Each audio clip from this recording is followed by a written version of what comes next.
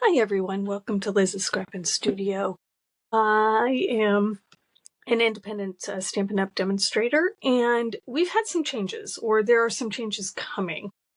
It's been kind of a year of changes, not only for me, moving over to Stampin' Up! From close to my heart, but a year of changes for Stampin' Up! We've had quite a few updates and changes, and one of the ones that has come up is a change in packaging, and then also the decision to not sell red rubber stamps as of right now, is sort of the steps. So if we had stamps in the previous catalogs that are still in stock, they will support those, but once those red rubber stamps sell out, they'll stop producing those. And in the new online exclusives that start in a week, it's hard to believe it's the end of October already, but a week from tomorrow, the new online specials go up, and that they will, from that on, they will only be photopolymer stamps, and the packaging has changed. So two big changes coming, and so I wanted to talk about them a little bit. Now, with coming over from close to my heart, the packaging has always been something that I wouldn't say was difficult, but it was very different than what we were used to. And so from my perspective, I actually have a very small scrapbooking space, extremely small. In fact, it's a complete disaster zone right now, if you could see outside of the frame of this video. And so the cases, the DVD type cases for me take up quite a lot of space. And I was sort of struggling with how I was going to manage that. So the switch over in packaging for me is a really, really good. I'm very happy about it. And so from a close to my heart transfer, I don't think it's as difficult a thing, but I know for a lot of Stampin' Up! People, it's a very hard switch, because they've kind of been known for these DVD cases, and people really like them, and so I do understand that, the change is hard, but I do think, looking at it from a Stampin' Up! Corporate perspective, they got to figure out ways where they can cut costs. It's a very tough economic situation with tariffs and with the things that are going on. And in order to keep their businesses viable and as vibrant as it is, they really need to figure out how they reduce and how they keep the business in a very cost-effective way moving forward. So I don't know for sure that that's the reason for the switch of packaging. I do know that that is part of the reason for the switch from the red rubber to photopolymer. Getting the red rubber, it comes from overseas. It's getting harder and harder to find. It's getting harder and harder to get it, in the States, get it here to the States for them to be able to produce the stamps themselves. And photopolymer has actually come quite a long way in its ability to get the kind of detail that red rubber was known for. And so I understand kind of that from their perspective. I know that there are some other companies, I think Simon Hurley still does red rubber, and there might be some companies that still continue to do red rubber, but from a cost and a supply chain perspective, I think it was becoming more and more difficult for Stampin' Up! To justify continuing with the red rubber with the advancements that have happened with the photopolymer type stamps. All right, so that's sort of my long soliloquy on this video, which is really intended to sort of talk about those two things, talk about the new packaging, and talk about just some ideas that you might have, that you might think about as you're transitioning over to this new packaging. So one of the things that has been a really good addition is the fact that when we would get our dies, the dies did not have any pictures on them. So the packaging themselves, when you got the dies, was just the standard page, and then you would have your die, your die set there. What I had done with the old ones is I had gone ahead and printed out a picture of the die from the website, and then I reduced it down to 50%. I think this is a 50%. And then I cut it out and put it there. And then I also printed out and cut out, these are at 30%, the bundles if it was part of a bundle, and put those in the back. So that was sort of the way I was handling the old die packaging, so that I would know what dies were in this particular case.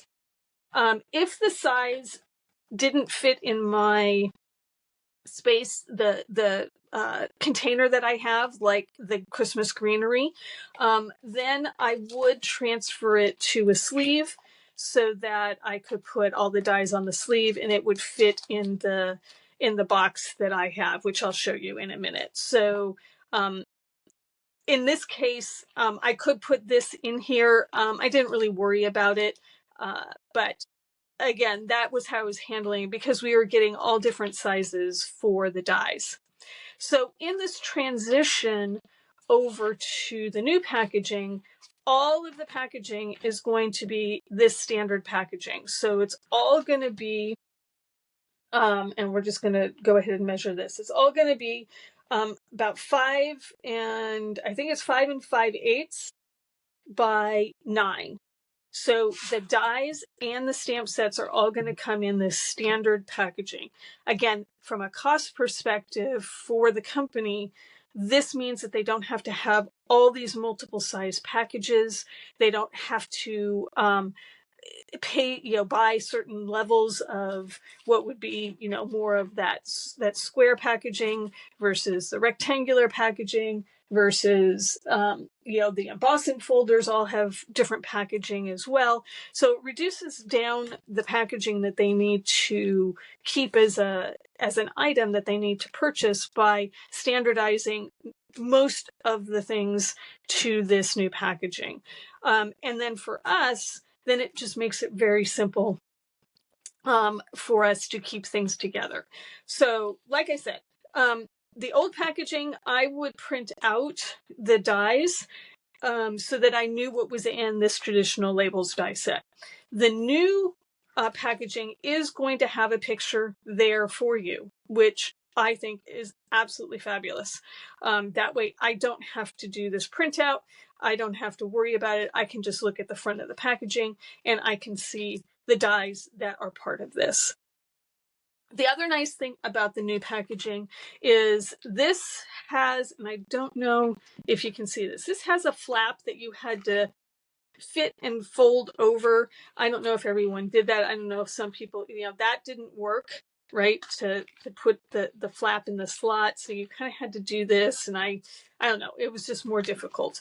This new design, this flap just fits right into that slot, and it makes it very, very simple. And I don't know if you guys can see that. Maybe if I do it like that, you can see that. So I think that again is a really good design change from the old design. All right, so I'm going to open up the dies first because this is very new with this packaging. So what I have typically done is I have taken a magnetic sheet. This one is a very, I think I got this off of Amazon. I'll double check if I did. This one's one of the thicker ones. It's a magnet sheet, but it doesn't really, they're not that magnetized. Let me see if I've got, this is the Swirly Designs. I think I've done this one already. Yeah, I have. So this magnet sheet, it does stick, but you can see, and hopefully you can see this, these just really slide around really easily. So a lot of the magnet sheets that I'm finding that aren't like from Stampin' Store, they don't have, I mean, they are magnetic and you can turn them upside down and things don't fall off, but they don't feel like they're very strong. So, I think, is it necessary to do this? I'm not sure. Moving forward, I will move them from the sticky sheets to that or not. I haven't decided yet. But one of the things I did do with these is, if I did take them off the sticky sheets, what I'm doing is the sheet that it came that had the adhesive, what I'm doing is I'm backing this magnetic piece, because again, this one's actually not that bad, but there's some that are pretty flimsy.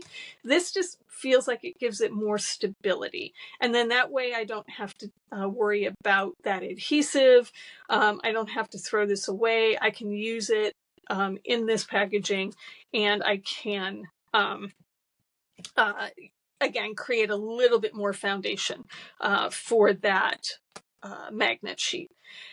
Now, as we move forward, these sheets that I have, which are, I think these are 5 by 6 3/4, may not be big enough. So I might, if I decide to keep with the magnet sheet, I might get a different magnet sheet that is bigger, that will fit this 9-inch or 8, give me a little bit more space on the magnet sheet, because I don't necessarily want to have 2 magnet sheets in here. So anyway, I'm going to sort of play around with that, but I wanted to sort of talk about the fact that you can get the magnet sheets. You can get 8.5 by 11 magnet sheets and cut them in half, and those would work here. But the idea of taking the backing that these dies come on, where we've got that extra sticky, and putting it on the back of those magnet sheets to give it more stability, I wanted to go ahead and talk about. One of the things that my upline does is, when she gets these dies, what she does is she actually makes a photocopy of it just like this on the paper. Now, this die set is probably pretty simple to know all the dies just from the front of the page, so it might not be necessary to do that. But when you're talking about a die set like the Christmas greenery, where you've got all these little bits that are part of that die, especially like these little bow pieces and the holly berries and things like that, you could very easily lose a piece. And so making a photocopy, literally just taking this, and in fact, I might cut this part out of the video, but I'm going to make a photocopy of it right now, just to make sure I can get that. So just by creating a photocopy and putting it in this, you can take a look at your die sheet and just make sure that you have everything there. But again, I think when you have a simple set of dies like this one, it's not nearly as difficult to see that you're missing something as part of that die. So this is just printing out. And again, this is, of course, if you have a printer at home. Not everyone has printers at home, I know, anymore. I am one of those people that has multiple printers at home. Let's see. All right. So what she does is she just takes this and cuts it out and then puts it in. And I'm not being too precise on this. Get rid of that. And she'll just put this in with the packaging, and then she's got the dies there as well. And she's not taking it off of the sheet anymore. She's just using it like that and not using magnet sheets anymore. So again, this is just another way that you could think about using them. The other thing that I want to point out is that the sizing isn't necessarily the same. It doesn't say on the packaging that it's 25% or 30% or 50% of the actual size. But if you just take a look, you can see, if we just take this guy off, you can see that it's slightly smaller on this particular one than the actual size. So that's something to be aware of and to think about as you're looking at these pictures, that they're not necessarily true to size, and it doesn't say that on the packaging. And that's actually something that I've put a suggestion in for, is that they say, hey, this is, you know, if you look at it, this is actually, pretty close.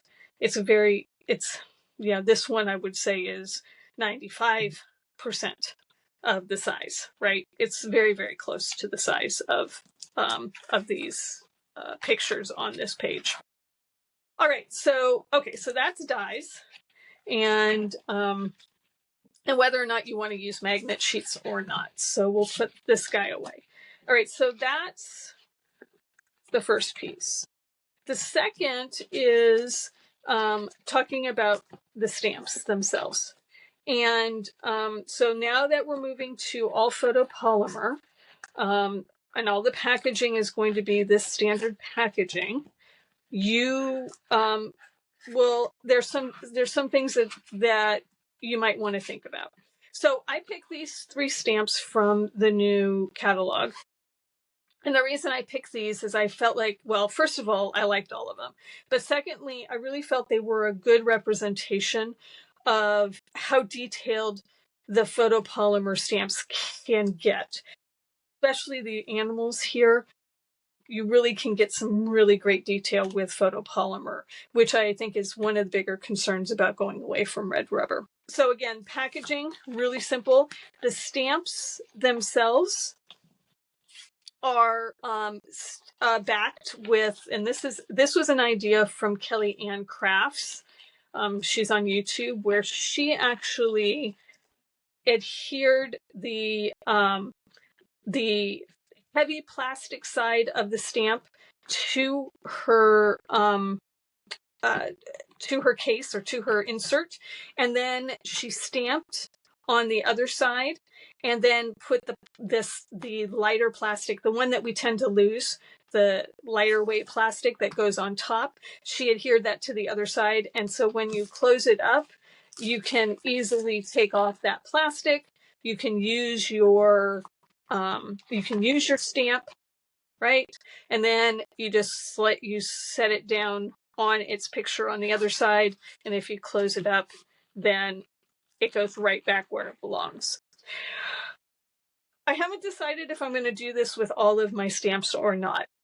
The concept, I think, is really good. I didn't need it when I was with Close to My Heart, so I'm unsure if this extra step is necessary. I don't know. I'm going to think about it. I did it with this one stamp to test it out. And I kind of, you can see it's kind of messy because I wanted to clean up my stamp. And I probably would use I use basic gray. I probably would use maybe smoky slate or gray granite instead of something quite this dark. But anyway, it's an idea, and Kellyanne Crafts, she came up with it. I saw her on her YouTube channel talking about it. The other thing I wanted to talk about, probably not necessarily on this one. Let's open this guy. I haven't done anything with this stamp set yet. This stamp set, it comes loose, which is, I think, why some people are thinking that maybe they want to adhere it down so it's a little less loose. But again, I'm not sure that's going to bother me. The size of the stamps on the picture, again, are different than the size of the stamps on the page, that you're actually getting. So actually, this one looks pretty close to size. That one looks like that's pretty close to size. Let's just see if this one is. Some of them are, okay, so this one looks like this is 100%. to size. That doesn't always seem to be the case with all of them. Let's just check this guy. So in this case, this is 100%. So what you see on the page seems to be matching the size of the stamp that you get. Let's look at the swirled designs right here. This also seems to be correct. Okay, so I'm not exactly sure. Some people are saying that some of the stamps are different sizes than what is on the picture here, but at least for the ones that I have chosen to purchase, let me just see if this is true here.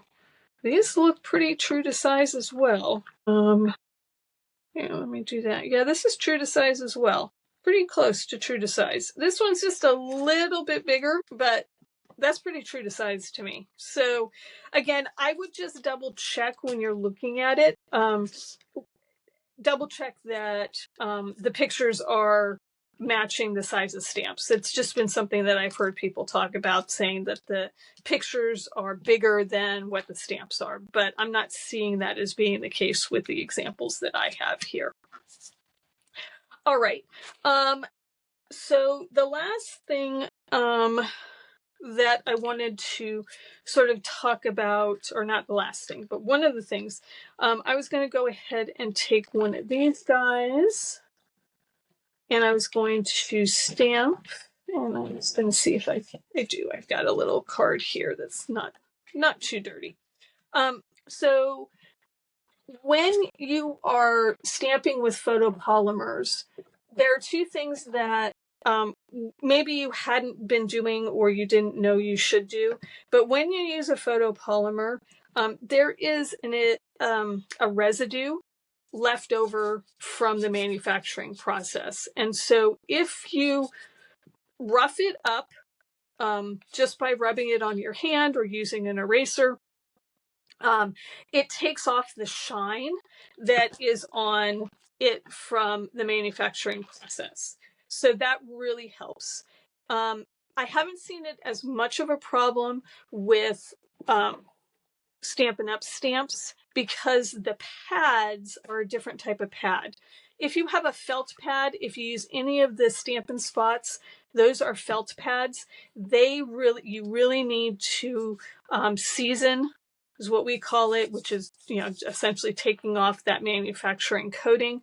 It's really important to do that because the way the ink sits on a felt pad is different than when it sits on a foam pad. So I think we haven't had as much problems with Stampin' Up because of the foam pads, but I do think it's a good practice to season all of your photopolymers. So I picked this one because I want to show detail. And again, this is a pretty saturated matte, or pad, I should say. And this is one of the things that allows us to move away from the red rubber and go to the photopolymer. So there is texture and dimension that you can now get with the photopolymer that you may not have been able to get in previous. And I don't have a chamois with me right now, so I'm going to just stamp this off. So again, this is really important because that means that we can get that kind of detail that we used to get with the red rubber. Now, I was not a big red rubber person, so I have not bought red rubber in quite a few years because close to my heart had moved away from it years and years ago. So I'm very comfortable with the amount of detail that I can get with a photopolymer stamp. And this stamp is a really good example of it because these are all the animals. We could probably do another one. Let me do the elephant. And I'll pick a different gray this time. Let's do the gray granite. The last one I did was basic gray.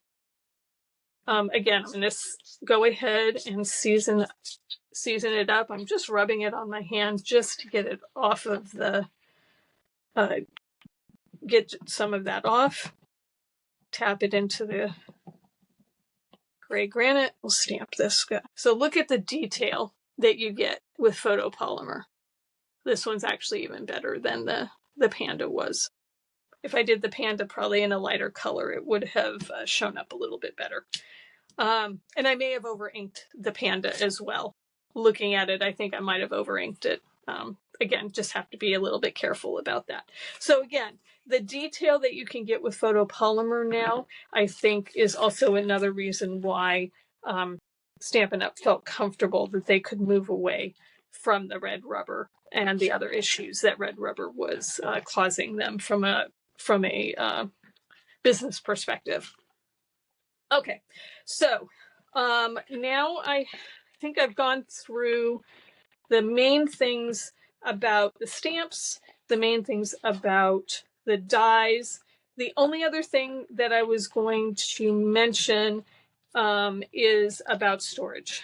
So I think one of the big issues with the storage is the fact that obviously when you have all of these stacked up, you don't know which are dies and which are stamps.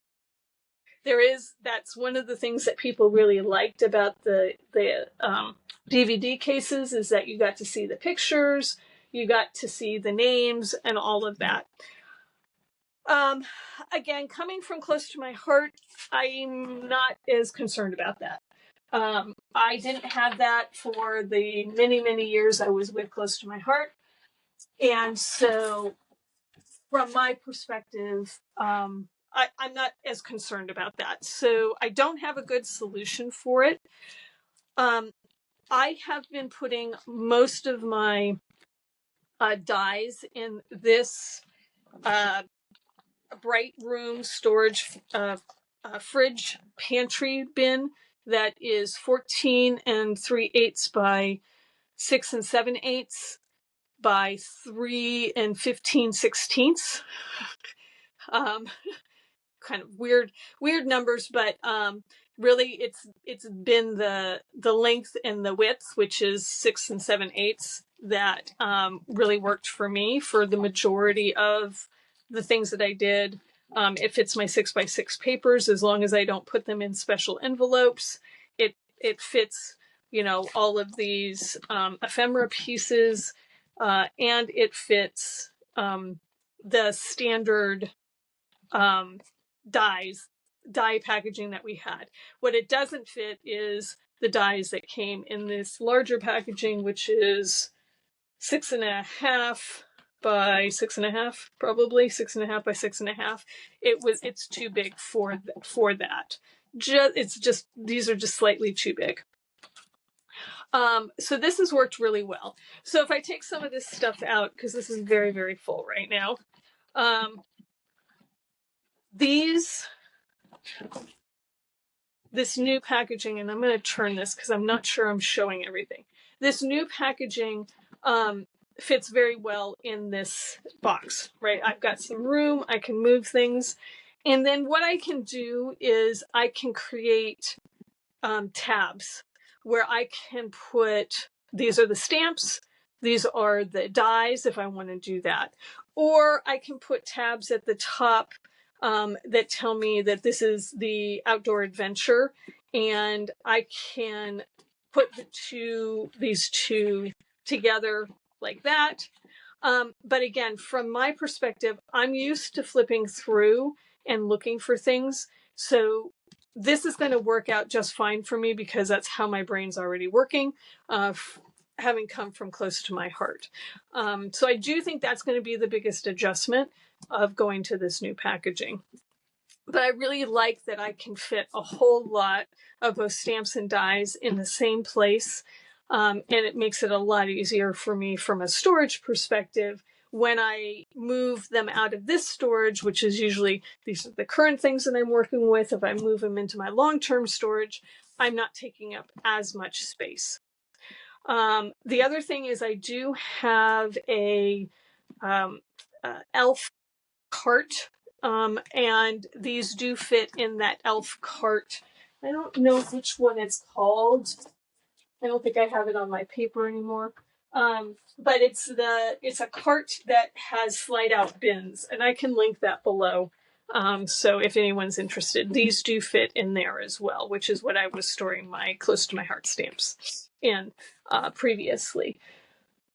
So I think that is everything that I kind of wanted to talk about with the new packaging, with the new stamps themselves. And I think the only other thing is if you wanted to store your dies and your stamps together, this packaging does allow you for you to be able to do that.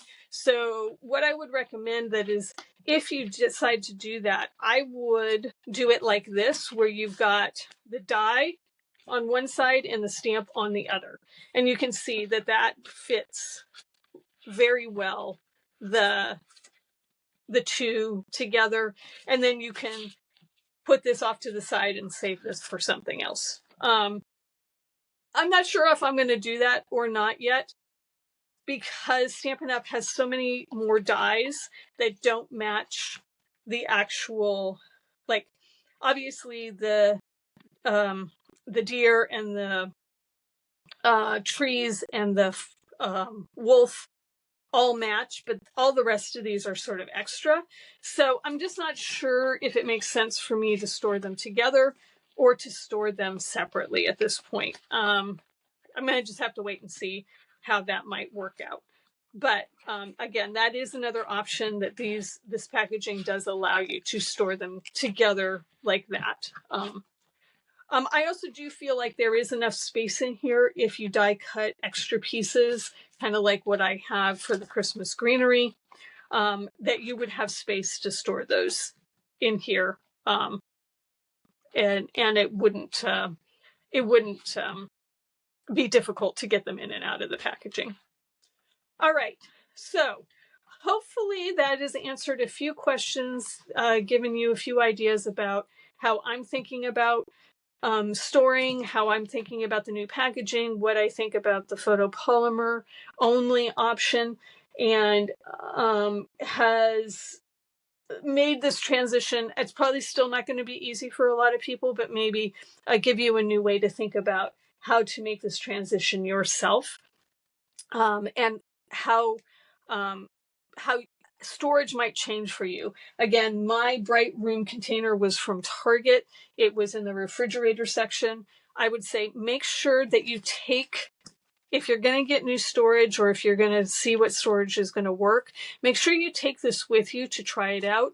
Do not get tapered storage. That will not work. You need to have straight storage, which is why the refrigerator aisle, the refrigerator bins seem to work better, because they don't have a taper in them. They're straight up and down. So that would be the only other comment that I would make is take it with you to see if it's going to fit. Just don't go by the size on the box as it says, because it may or may not work. And take a few different things, like take your 6x6 papers if they're in a sleeve. Take your ephemera. Take the pieces, the things that you would want to store in that particular box, and take it with you and make sure that everything is going to work for you. All right. I'm happy to answer any questions. If you have any, please let me know down below. And hopefully you got some valuable little tips out of this. And I will see you on my next video.